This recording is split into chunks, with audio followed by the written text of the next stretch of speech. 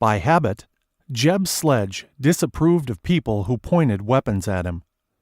The present offender's tuxedo did not qualify him for an exception, and the silencer on his pistol only aggravated the offense.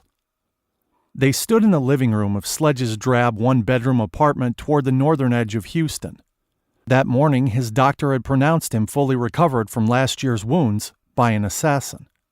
In the afternoon, he'd refused an offer of $200,000 to rescue the daughter of billionaire Steve Spinner from her Colombian kidnappers. Sledge needed money, but Spinner had a reputation for ruthlessness hidden under a veneer of philanthropy. And the setup made no sense at all. When Spinner's envoy grew insistent, Sledge threw him out. Later that day, he'd gotten a call from Roger Brinkman, the retired CIA officer who now ran an information service known among experts as the best source for data on international crime. Brinkman didn't say how he heard about Spinner's offer, but he chided Sledge for turning it down.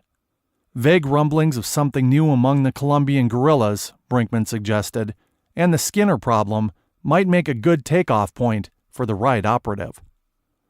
Sledge said he'd think about it. He did. For 30 seconds over dinner at a good Italian restaurant with reasonable prices and servers who didn't introduce themselves. The dinner celebrated his advent as new Sledge. The old one was a hard case with a bad habit, volunteering for dangerous jobs to support noble causes. The cantankerous old Sledge also enjoyed throwing his weight around, all 250 pounds of it. But that Sledge had not survived the assassin's bullets. The new one, who'd sprung from his ashes, would be too smart to take risks where there was no tangible reward.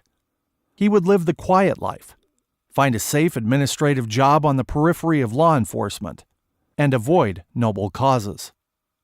Savoring the thought, Sledge drank a toast to his new self. Afterwards, he drove his used Toyota pickup north on I-45 through the usual montage of glaring headlights and careening chariots.